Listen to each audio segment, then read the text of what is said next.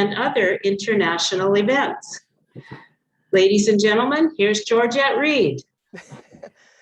Hi, everyone. Thank you so much for having me here today. It's wonderful to be a part of this session. It's so neat to be able to share my stories and my experiences and just kind of, I don't know, maybe enlighten a little bit and maybe just give people an understanding of maybe some of the things that I went through to where I am right now. I currently work for the city of Edmonton in Fire Rescue Services as a health and wellness coordinator. But before this iteration of my career, I started off as an athlete, as you've heard. And when I first started off as an athlete, I wasn't an athlete at all. My dad, his name is George Reed, and he played football for the Saskatchewan Roughriders from 1963 to 1976. Go Riders, woo!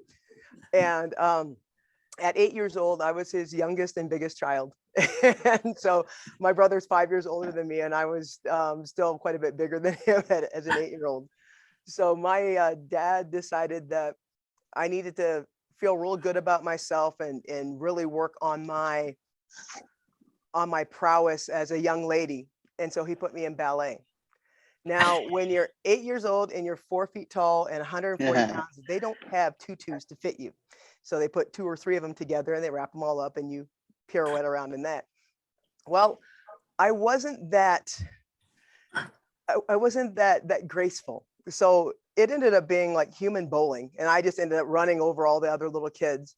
And my mom kept getting these nasty phone calls saying, you know, get your daughter away from here. She's killing our kids. And my mom decided that she would kind of watch me do things to see what I might be good at. And the one thing that I think I'm the best at, and my mom, to her chagrin, had to kind of agree, was eating. And so all I did was sit around the house and eat. Like I would eat like a half a loaf of bread for breakfast and 3 or 4 bowls of cereal. And then I'd grab, you know, half a thing of orange juice. And after a while, my mom's like, well, this isn't going to do her any good. So we have to find her doing something else. So my mom one day kicked me out of the house. We had a pool in our backyard. She made me go sit in the backyard and just kind of hang out. And I was sitting at the edge of the pool and I fell in and I started to float. So instead of calling 911, my mom called the local swim team. And that's how I started my illustrious career in sports. When I first started sport, it was interesting. It was an interesting experience because I always knew that I was a little bit different, but I just, you know, was a battering ram of energy, and I would just go off and do whatever I wanted to do. But when I first got into swimming, you know, I had a lot of kids going, well, you don't belong here. And I'd be like, well, why don't I belong here? And they go, well, you don't look like us. And I'm like, well, yeah, I'm a little bit different, but you know, I can still swim. And they're like, no, you don't look like us, so we don't think you should be here. And so I would get in the pool and I'd try to start swimming and do what I could. And after a while, with all the kids like kind of shunning me and pushing me away and everything else, I started believing them that I didn't belong there. And so I would just kind of hang out in the locker room and just wait until it was time for my mom to come pick me up. I'd eat chocolate bars, read comic books, and then I would go into the shower and I'd wet my hair and I'd pinch my cheeks and I would come out of the pool or come out of the locker room and just tell my mom I had a hard practice and I wanted to go and eat. Well, my mom thought, okay, well, we're gonna let her keep swimming and let's see what she's doing. And one day she came to watch me and she couldn't find me in the pool and she went to look for me and found me in the locker room. And she asked me why I was in the locker room. And I said, well, the kids tell me I don't belong here. And she said, well, you know what? There's going to be times in your life where you're not going to really feel like you belong anywhere. But you just have to remember that you are a unique individual and you just have to go out and be the best you that you can be. And hopefully people will accept you for that. So I decided I'd keep swimming for a little while and see what would happen. And my dad was like, you know, just try your very best for the next couple of weeks and see where that goes. And I started trying and I started just kind of saying, okay, I'm unique. I'm just going to keep doing what I'm doing. I can do this. And before I knew it, 2 weeks turned into 2 years. And by the time I was 10 years old, I was one of the best 10 under swimmers in the country. And I started competing for the province of Saskatchewan. I started going all over Canada. And then I thought, okay, I'm going to set a goal. I'm going to be an Olympic swimmer. So I remember training really, really hard for the next 3 years and just every day, 2.5 hours, every practice, 13 practices a week, just going like crazy. And one day I was swimming and I went to stroke and I went to put my arm in the water and I couldn't feel anything. And I had been swimming so much because I set this goal of being an Olympic swimmer and that's all I wanted to do, that I ended up tearing all of my pectoral muscles, so across my chest, and then my biceps, so in my arms through here. And I thought, wow, you know, I really tried to do what I wanted to do. I set a goal. I went and worked out as hard as I could. How come this isn't happening?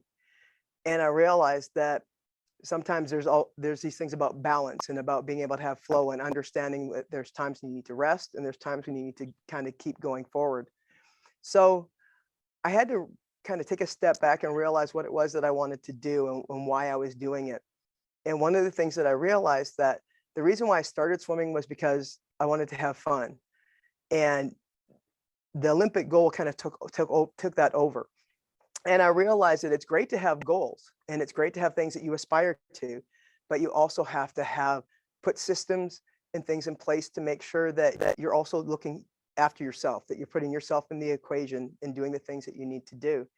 So I tried to rediscover what it was that I loved about swimming.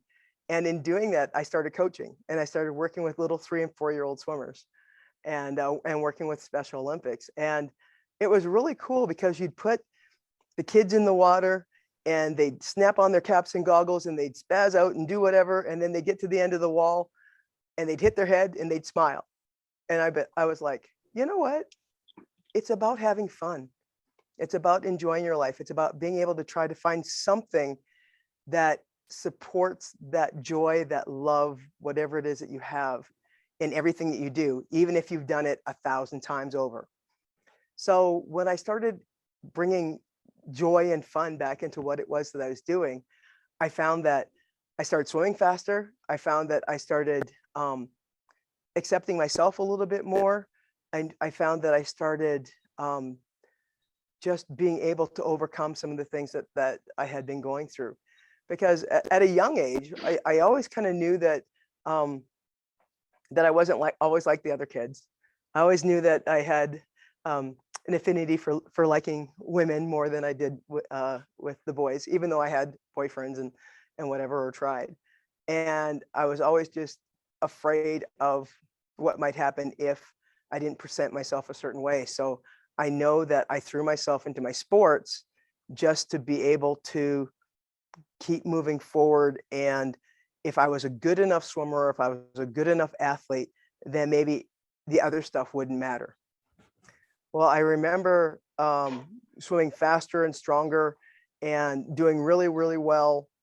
And by the time I was about 17 years old, I got an invitation to go to Washington State University and swim on their swim team.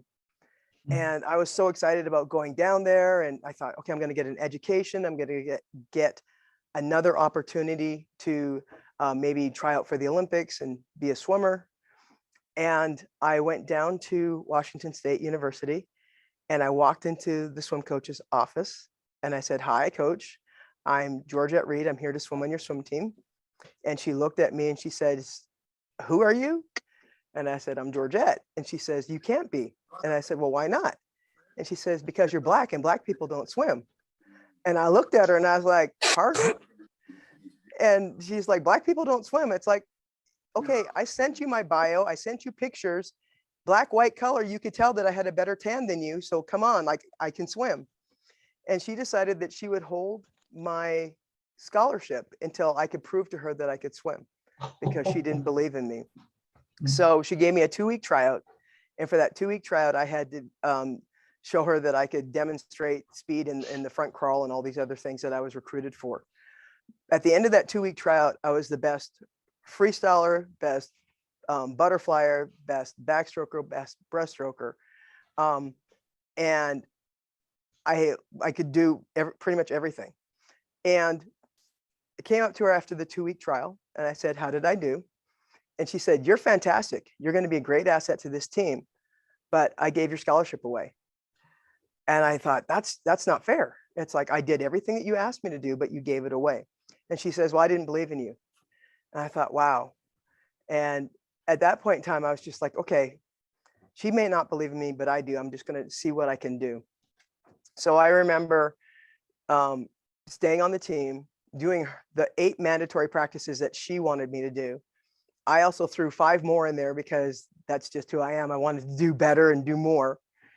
And then I had to get 3 different jobs, one working in an office, one working in a gym, and one working as a lifeguard to be able to pay my way through school, because I knew that I still had an opportunity to get my education and I wanted to do that. I remember swimming and working and just going 100 miles a minute. And one day I was doing one of my workouts at lunchtime and I'm swimming along and I put my arm in the water and I couldn't feel anything. This time I had been swimming so much and doing so much to prove that coach wrong that I ended up ripping apart the muscles in my shoulder. The bones were just tearing apart my shoulder. And I was told that I could either have a surgery and have an incision that went halfway from my back all the way through the front of my shoulder, or I could try something new. My dad always said, you know, you never quit, you just move on to something else or try something new. So I said, okay, I'm going to try something new. But I never had an idea about what I wanted to do or what I could do, because I had spent at that point in time about 14 years in the pool. I was about 20 years old by the time that I was finishing up all this stuff. And I thought, well, let's just try some things. So my friend of mine comes up to me and he goes, well, you know, you're a real big girl. And I said, thank you. And he says, well, why don't you try come up for the football team? And I said, there's no way that the coach is going to let me play football. And they're like, yeah, you can. You're bigger than half the guys. Like, come on. So I went out for a tryout and I had the helmet and stuff on before I went on the field. So the coach didn't know I was a girl. And so one of my things that I was doing was kicking. I love to kick the ball. So I was a kicker. And I remember going through practice and I'm doing these punts and I'm doing these field goals and whatever. And he's like, oh, wow, I think we got ourselves a kicker here, you know? And so we went through a little scrimmage and whatever and set it up for a field goal. And I kicked a 50-yard field goal. And the coach was just like, all right, we got a guy on our team who's going to kick the lights out of the ball. Come over here, son, introduce yourself. So I go trotting over and he goes, take your helmet off, son. And I go, okay, pull my helmet off. And he looks at me and he goes, you're not a boy. And I went, no. And he goes, you're a girl. And I went, well, duh. And he goes, girls don't play football. And I was just like, okay, I'm in a really strange place because right now I can't swim because I'm black. I can't play football because I'm a girl. You know, I'm different. What am I supposed to do? And I had a friend that said, why don't you try track and field? I said, track and field? They said, yeah. And I said, that's a lot of running. And they went, well, there's other things. And I said, okay, well, I'll try track and field. So I walk into the coach's office and I say, hi, coach, I'm Georgette. I used to swim. I want to try track. Never really done much. And he looks at me and he goes, well, you are a big girl. And I was like, thank you. And he goes, do you run? And I said, nope. You know, I'm the champion from the couch to the fridge, you know, during a commercial, but that's about it. And he says, but you are a big girl. And so he starts pulling out like the throwing implements. And he pulls out a shot put, and it's a big metal ball, and it's about 4 kilograms in weight, so almost 9 pounds.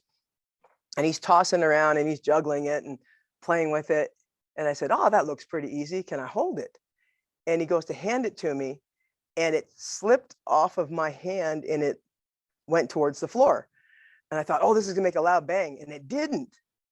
And then I looked down and I actually dropped the shot on his foot. So that is how I started my track career. I broke my coach's foot with a shot. He let me still be part of the team, but he was not happy with me.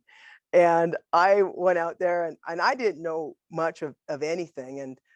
And some of the girls befriended me and became my friends. And they said, okay, let's go to the library, take out books, learn these different things. And so I got books and videotapes and things to learn about about throwing. And I started, creating stronger friendships and whatnot. And I think that was one of my first girlfriends was in college, and she was part of the track team, and she was the one that kind of helped lead me through things.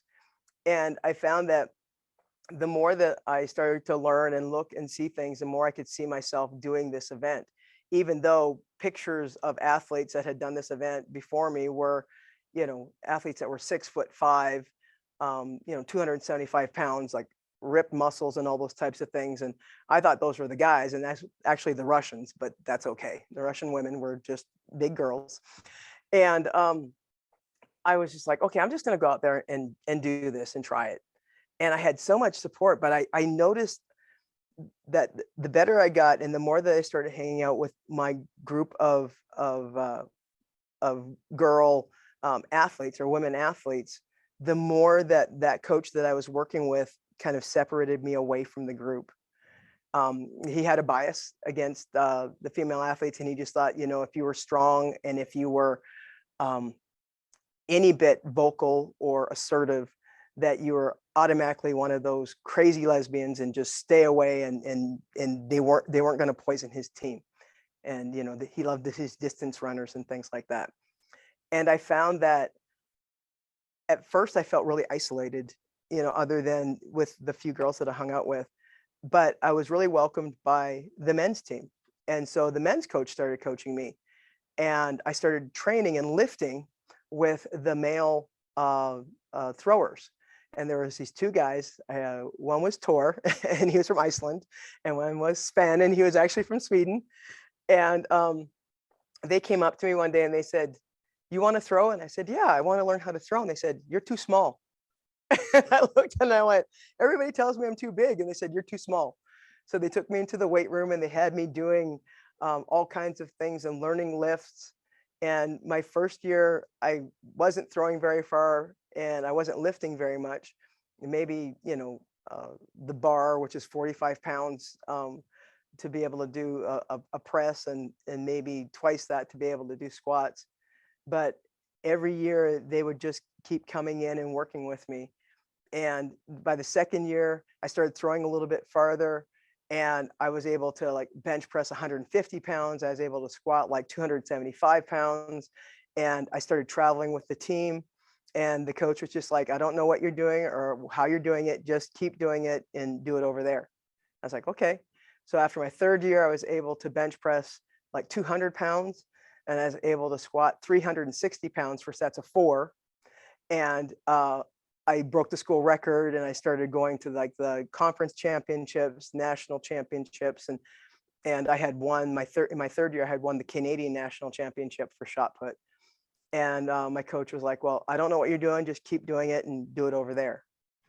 And so after my fourth year, I was able to bench press 267 pounds for sets of 2. And I was able to squat 460 pounds for sets of 4. That's probably the reason why I have no knees right now, but that's another story.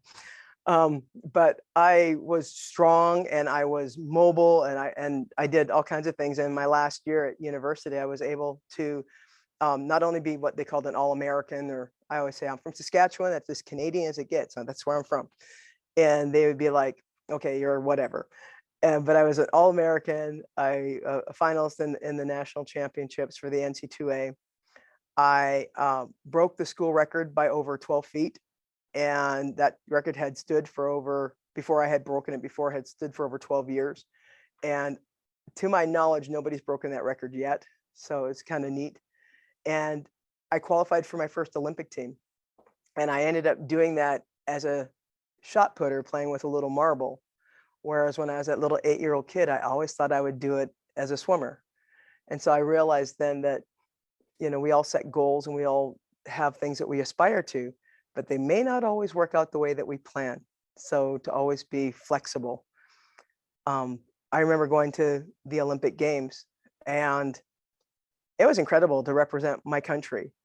And there was always still a little bias. You had some of the national team officials that were like, "Okay, and these are the rules, and don't do this, don't do that, and doors open and all these types of things. Because I have to admit, the Olympics is a free for all for uh, bad behavior after people finish competing.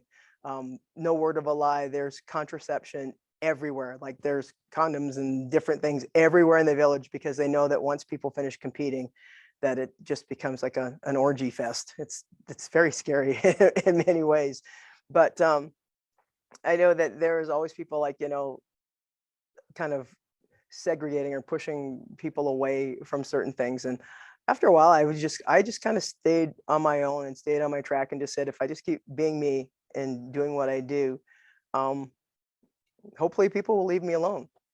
And so I really became invested in being the best athlete, the best everything that I could be. And I think it kind of made me a little bit of an overachiever, or somebody who really wanted to accomplish things, to let people know that it didn't matter who I was or where I came from, that I did these things because I had the ability and the talent and I wanted to. And I wasn't going to let labels or other people's thoughts kind of steer me away from what I figured was going to be my destiny, or what it was that I wanted to accomplish. It was interesting. After my first Olympic Games in Barcelona in 1992, that was the only Olympics that I made as an athlete. And it wasn't because I wasn't the best shot putter. I won 17 national titles and competed at many international events. But I remember in 1996, there was a quota for spots, and they filled up the spots with the relays and with the sprinters, because they had the chance of winning medals. And I was about 46. When that happened to me and I missed the team, I thought, okay, 2000, I'm not going to miss the team. I'm going to do everything that I can to make it. And I remember I qualified in 2 events, shot put and discus.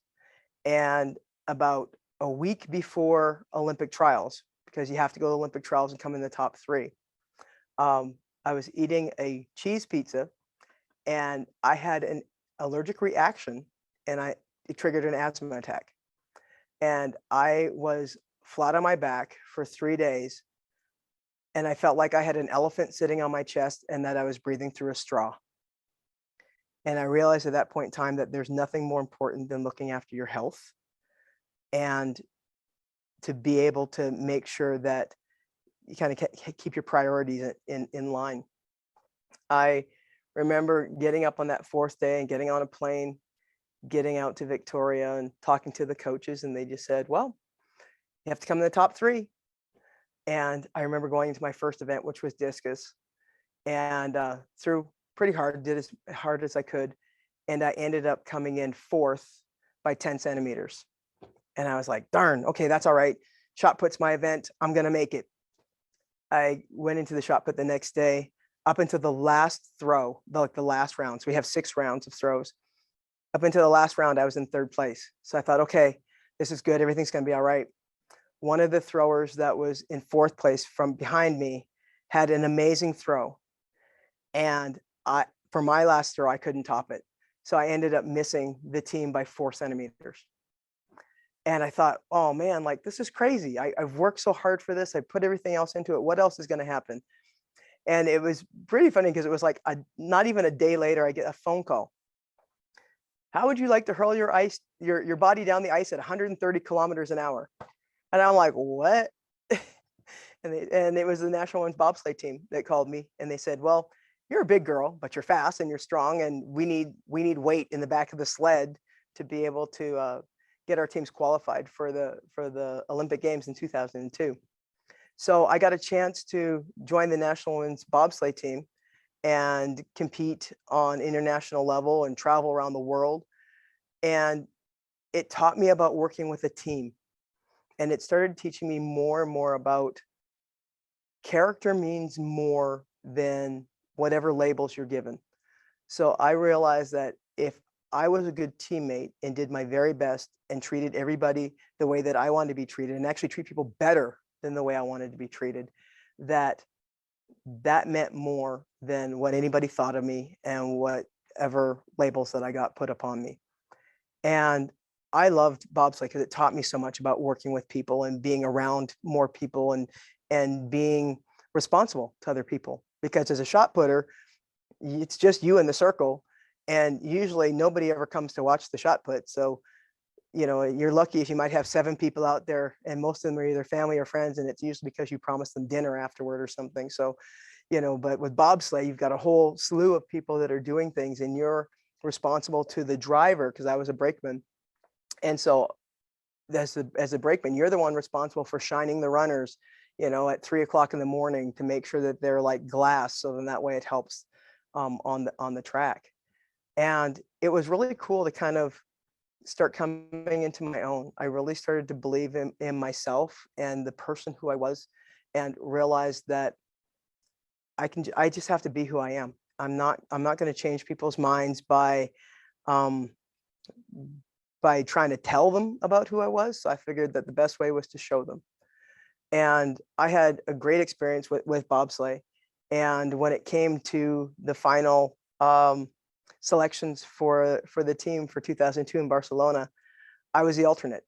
I missed the team by 17 1,000ths of a second, because the only way that they could select the team was to do a push off. And so it was between me and another athlete, and she beat me by 17 1,000ths of a second. At that point in time, I was like, okay, well, I've done everything that I think that I wanted to do in sport. What am I doing? What do I do now? And I had a friend that suggested that I move up to Edmonton, and I started doing a little bit of coaching here. And I was working at Ross Shepherd High School, and I was in the fitness area, and I became part of the Rainbows program. And the Rainbows program was a mental health program, a grief and trauma program that was put together for students and staff to be able to deal with things that they had gone through. And I really found that I had an affinity then for dealing with mental health and helping people and assisting people. And I remember distinctly one of the students that I worked with, we'd have lunchtime sessions, and she would come to every lunchtime session, but she wouldn't say anything. She wouldn't be part of the conversation. And she came for about 8 weeks in a row, didn't say anything, but would listen to everybody else's conversations. And then at the end of about the 8th week or so, she came up to me after the end of the session, and she says, okay, I'm ready to talk now. And I looked at her and I said, do you mind me asking why now? And she said, because you listen. And I need somebody to listen. And that was the hugest lesson that I ever got, was about just being able to hold space and listen. So she told me her story, that her mother had taken her life, and her father not being able to deal with the grief and the memories that she presented for him, left her to live with her aunt to finish off high school. And he sold the house and everything in Edmonton and moved to Salt Spring Island. And she's like, what did I do? And I said, you didn't do anything. And she happened to be lesbian. And she says, well, is it because I'm gay that he left? Is it because I'm gay that my mom took her life? And I said, no. I said, people have things that they're dealing with, and we never know what people are dealing with. All we know is that we can just be as compassionate and as empathetic and as ourselves as we can be. And in doing that, hopefully we can create that connection, that passion, that ability to help people, hopefully not make a permanent decision for a temporary situation.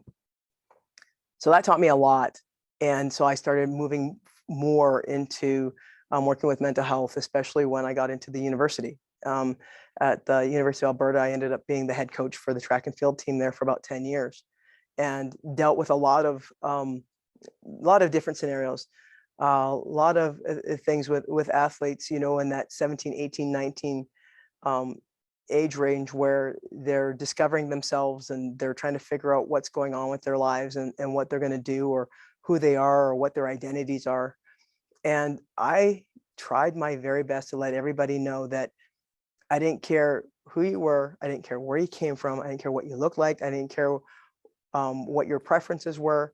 Everybody is welcome on this team. You all have something to contribute, And as long as you're willing to contribute and be a part of the team and support each other, then that was the only prerequisite for being on the team. Even talent and ability. It's like, as long as you supported the other athletes, it didn't matter if you were the star or if you were an alternate, everybody mattered. And that was a wonderful experience to try to be able to foster some kind of community. And it's really interesting for me now, because as I travel around and do different things, and I run into my old athletes, and they're still friends with the people that they met on the team. They're still doing things together. Some of them are married.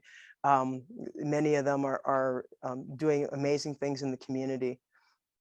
And it taught me so much about, again, it's more your character, and it's more about what you put out and how you treat people than more about what you're identified as. But I still had lots of issues, even at the U of A, even in the university system. I dealt with athletic directors and other coaches that, wouldn't come up and ask me, if I was a lesbian or what my sexual preferences or whatever are. They would do the gossip and the whispering, and they would just kind of do all the peripheral stuff. And there was a few times when I would say things, but most times I would just let it go. And sometimes I wonder if I should have, kind of stood my ground a little bit more and said, that's not appropriate.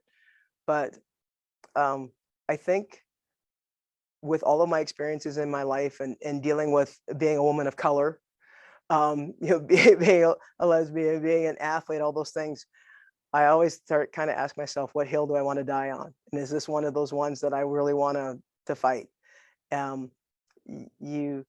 It's really hard to fight stupidity. You can't fight ignorance. You can educate to the best of your ability. That doesn't mean that people will learn anything. So I always just try to just walk the walk and just be the best me that I can be. And in doing that, hopefully things get better.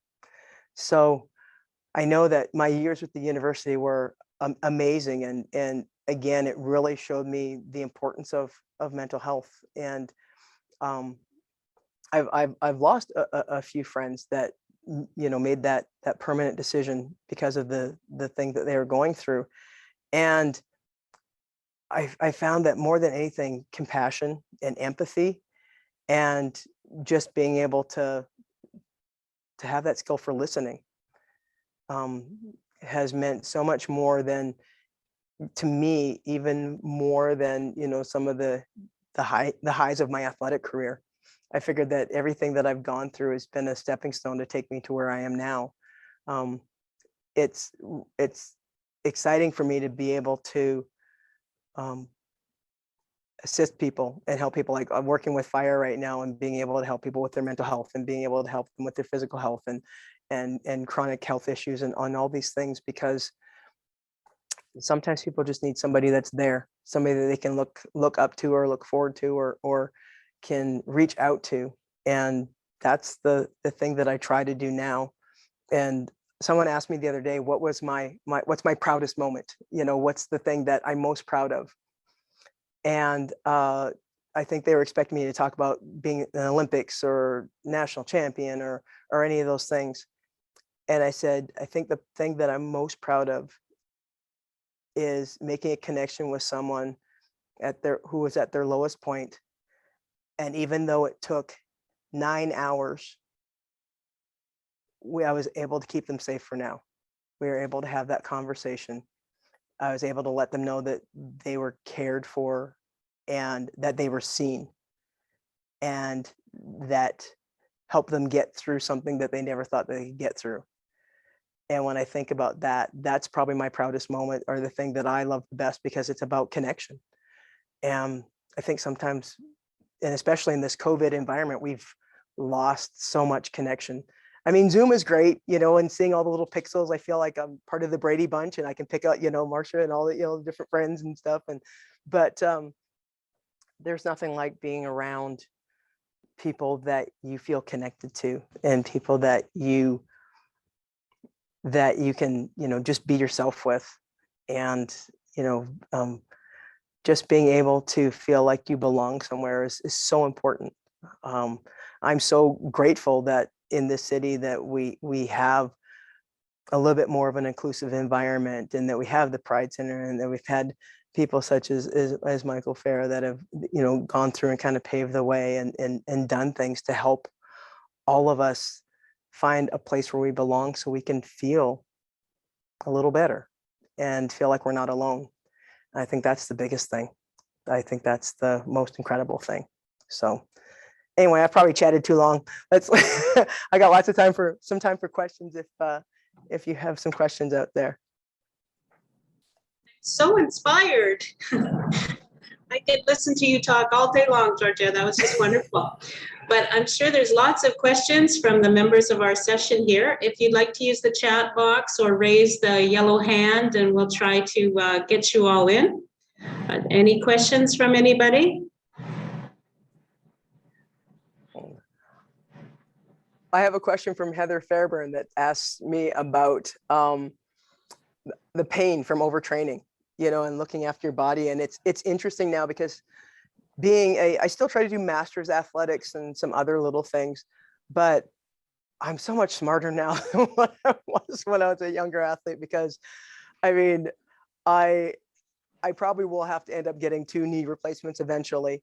You know, you don't think about that when you're in your 20s, early 30s, and you're, you know, lifting a house for no real reason other than for the pure task of trying to do it. But now it's like, you know, a little bit of the pain for the knees and some chronic things, but I'm learning about training smarter, and I'm also educating myself. So I now do a lot of corrective exercise, and I certified in corrective exercise techniques. And then I also am doing a lot of work with the Functional Aging Institute. So training the older adult. So finding ways of movement for all of us. So it doesn't matter if you have bad knees, bad shoulder, bad back, finding ways that you can move to be able to strengthen and lengthen and improve your quality of life. And then finding different activities, you know, like going on what they call rucks, which are just long walks with poles, and you know, you put a little bit of weight in a backpack or something like that to be able to help build your strength. So I think now that I'm older, I'm a little bit wiser, and I want to be able to support others in that thing. So hopefully I've been putting together a weight room or a fitness facility in our I don't want to call it retirement home, but whatever. Yeah. No, Being I able can see that Ace has a question. He has his hand up. Yeah, but before we do that, Larry, Charles has a comment. He says it's inspiring, and I totally agree. And Ace, do you want to go ahead with your question? Go ahead, Ace. Oh, I just want to say, Georgette, I know you. And I think I remember you in Calgary. Yep. Oh, do you remember? Yes, I do now. Yeah, do you remember? 318? Yes. Yeah. This is before I transitioned, obviously. Yeah. Exactly. Yeah. And I was going through some stuff that I felt also that I was thinking of your story about the one that said that, you know, because you listened, they were able to share. They felt safe to share. I felt that I was able to share some things with you that I was really afraid to share with other people. And one is that I was in an abusive lesbian relationship that I wasn't able to share because I was dealing with their alcoholism. And I felt that I was the masculine one that needed to not complain if I got, you know, hit or whatever kind of thing. I also knew that I found out through therapy that some of the man bashing that some of the women were doing around me caused me to cut up because I knew I was a man. I had a real huge problem with that because I felt like denying the sisterhood or denying womanhood was like denying my mother. And it was just, it was a huge psychological, could I be a man that could be done the way I want it to be? That they would be not with toxic masculinity and male privilege and all that stuff. I felt I had to leave Calgary to do that. But in doing so, I left a community that I thought might have eventually been supportive towards me. So I've just felt all alone for the longest time. I would be in a crowd and I would feel alone. So the fact that you're doing this work for mental health means a lot to me, because I do have the anxiety, the depression, the PTSD, the things that I'm dealing with. I'm often reluctant to go into groups that are helpful because there's so many straight people there that I assume, and I assume wrongly, that they would not be understanding of me as a trans man, as a former lesbian who feels like I'm the best man for the job was a woman. Like I have experienced a lot. I take Grace with me. I don't divorce myself from her. So I did even do things differently than the authorities were suggesting I do. But I remember you. Yeah. I remember you helping with my girlfriend when she was pretty drunk and being very understanding and not being in judgment. So that was great. Thank you so much, Ace. We'll for sure find a way to put you in touch with Georgette in the future. We have some comments in the chat room. Sydney is wanting to know if there's advice for seniors. And on the same line, Eric Story has asked about functional training for older adults. Sounds very interesting. Can you tell us where that might be available in Edmonton? I'll have to do some research about where it is. It's something that comes out of the US. So the Functional Aging Institute is, I think they're in California. And I became more associated with them this summer. And they have a group that sponsors them, and it's called Growing Bolder. And it's a group for seniors. And so they have all kinds of information. They have a little website. They have community gatherings virtually. And you can get onto their kind of list, and you'll get little cute little sayings and things every morning. But it comes from people that are seniors, that are, have experience and have aged well. And it's really quite a neat site. It's again, it's called Growing Bolder. So just check that out, and you'll find there's all kinds of information. There's information on health and wellness. There's information with mental health. You'll get stories of different individuals. I think there was just one I was reading on Jamie Lee Curtis, and then some other leaders. They have stuff with travel. I mean, it's quite a community, and they have quite a few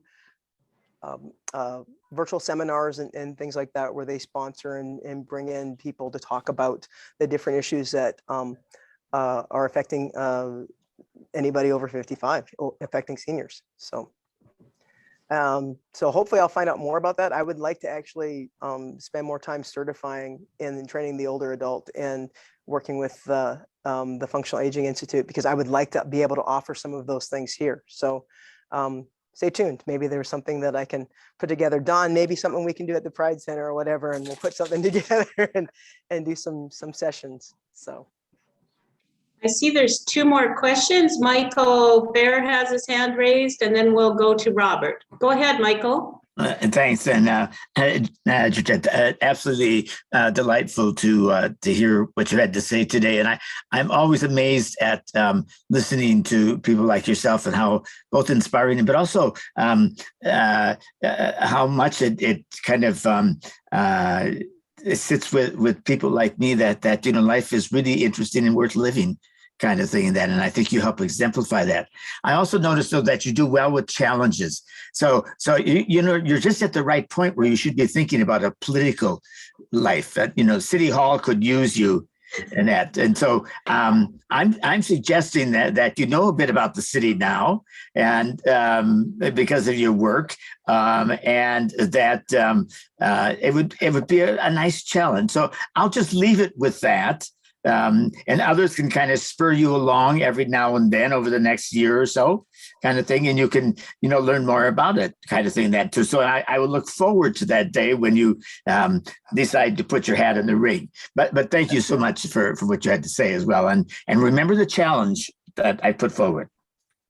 Thank you, Michael. I definitely will. I've had a few people tell me that I should look at doing some things politically, and I live outside of the city now, so I'd have to move back into the city to be able to represent the city. But I was just asked this morning to be part of a recreational board out where I live in Spring Lake. So we'll see. I'm going to be putting together some recreational activities and a center and a whole bunch of stuff out there. So I'll start off small there, and then I'll build up, and then maybe move back into the city when our housing project comes together.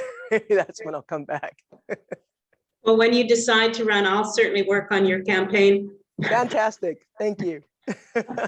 Joan, please go ahead. Hi, Georgette. Thank you so much for that talk. It was amazing, and thank you for not giving up. I just am curious if you have any comments about a very touchy subject for myself and for lots of people I know, but body image. You seem really so put together, and has it ever really been a deterrent for you, or is it something you struggle with, or whatever?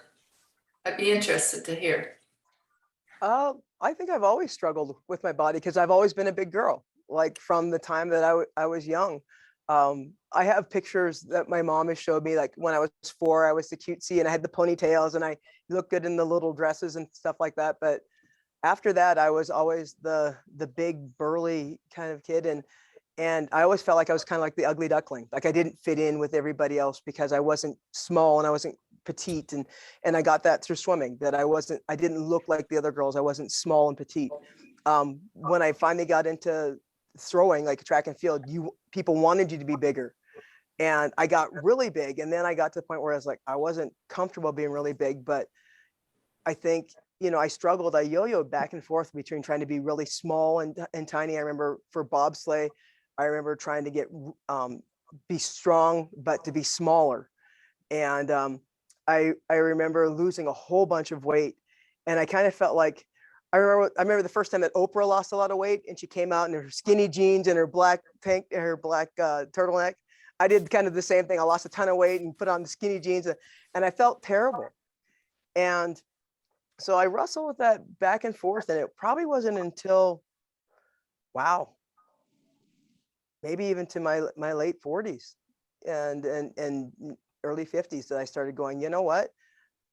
The goal is to be healthy. Doesn't matter what I look like. There's always going to be a different size clothing or whatever I can find to be able to dress appropriately for my size. But my goal was to be healthy. And if I was healthy on the inside and worked from the inside out, then the outside was going to be beautiful. If I let the inside be beautiful, then the outside could be beautiful. But it takes a lot, and it takes acceptance, and it takes the commitment to not judge yourself. Like we always try to make the commitment to not judge others, but yet we're probably our own harshest critics. Like we'll say things to ourselves in the mirror that we would never say to anybody else. And my whole thing was to stop that, was that every time I look in the mirror, no matter how I look, I tell myself that I'm beautiful. I tell myself that I'm worthy, and I say, let's go. And it took me a while to develop that. But now when I chat with people, I try to say, that it's what's on the inside that counts, and bring that out. And don't worry about what the tape measure says. Don't worry about what the sizes say. Don't worry about how other people see you. It's how you see you. And if you can see yourself in a positive light, then it makes it a little bit easier for you to keep moving forward and doing the things that you need to do. So. Thank you.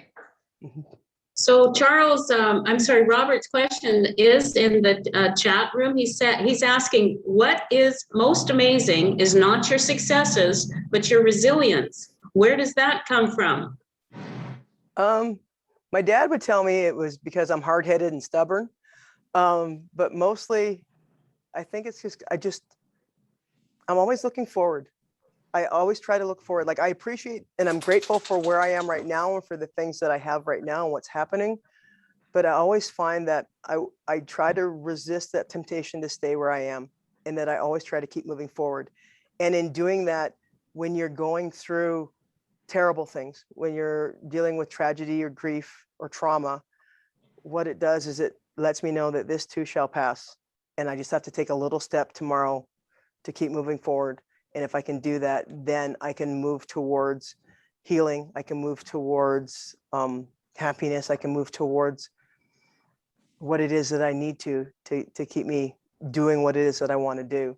So I think that's kind of where the resilience has come from. Some of it, comes from that athletic mindset of setting goals, and achieving them and all those types of things. But I've always said to people that it's not about setting goals and accomplishing them that's kept me resilient or maybe successful. It's about building the systems and having systems in place that give me some structure to be able to keep moving along to accomplish whatever it is that I'm doing. Because that way, if I work with the systems, whether or not I achieve the goal or not achieve the goal, I've still made progress. So that's kind of how I look at it. And Larry Jewell has a question. Firstly, a thank you to you, Georgette. I mean, my experience in some ways almost the opposite number of yours in that, and I suspect I'm not the only gay man here who avoided sports because I didn't feel I could possibly belong, and went into other things to try to deal with it. And I wonder whether you've got any observations that might be helpful for this whole issue of sports avoidance among gay men. Your experience is so inspiring that you have something to offer, I'm sure, for all of us. Thanks, Georgette. Well, thank you for your question, Larry. I think what it boils down to for me, and from my experiences, is that you have to find something that you love to do. And if you find that thing that you're passionate about and you love to do it, then you work on pursuing that. And you find the supports within your friends or that system to be able to help you accomplish that. And I found that whatever it is that I wanted to do, if I would work with my passion rather than enhancing my fear or my avoidance, that it allowed me to kind of move forward. So I always, sports was always something that I love to do. But one of the things that I also am passionate about is art. And I do a ton of abstract art. I dabble in it. I haven't put it out there yet. I know I should. I have like 400 pieces of all these different things that I've done. But it was always kind of like, well, you can't be an artist because you're an athlete. And it's like, no, you can be anything that you'd like to be as long as you're passionate about it and you pursue it with that love and that joy. And if you can do that, then hopefully you can kind of step over a lot of the, a lot of that avoidance type feeling of not being able to do it because of how you identify or how people identify you. Instead, it's about you're doing this because you're passionate about what it is that you're doing. And if more people can try to put the passion above the fear or the pain, then hopefully they can start enjoying more things and get involved in more things that they usually wouldn't get involved with. I recently read a quote, and it talked about the difference between fear and doubt. And that fear is something that's natural and normal, and it's something that will get us to move. Hopefully it gets us to move. It's doubt that paralyzes us. Fear is natural. Doubt we have to invite in. And so my whole thing is not to invite in the doubt anymore, and use whatever I can to inspire me to keep moving forward. So it's we have 5 minutes left, well, maybe 4. I think we have time for one last question, and that would be from Dawn. And her question is, what concerns have people come to you with during COVID, and what advice can you give to us who are coping? The biggest thing is the mental health. It's about not having connection. That loss of connection has been huge because we've been isolated. We've not been able to be with our groups of people. We haven't been able to be at events. We haven't been able to do things. And like I said, this whole Brady Bunch thing with Zoom is wonderful, except it's not connecting. It's the same way that I say that emails and texts and things are great for information, but it's not about conversation. It's not about connection. So one of the things that I think we need to really try to do is find ways to connect again. And if we can do that, I think that will help with at least lessening some of the issues that we have with our anxieties and our depressions and our mental health, because when we feel like we're supported, we're able to move forward. It's when you don't feel supported and don't feel connected that it makes it more difficult to do the things that you want to do. So Inspiring. So the Edmonton Pride Seniors Group is working on getting some seniors LGBTQ housing, and Georgette has agreed to step in and come consult with us and set up our fitness and training session and room. And I can't wait to see that come to fruition, because she's certainly great at it.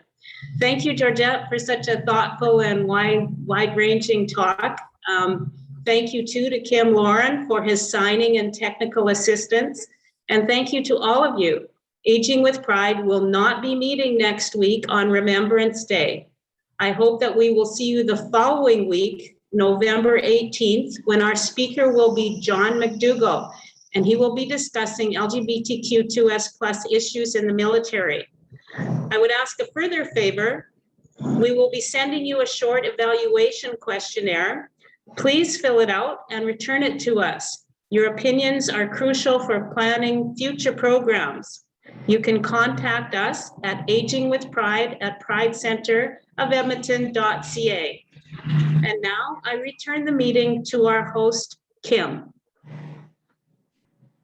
Hello, everyone. Thank you for coming. I will see you in 2 weeks. Bye. bye.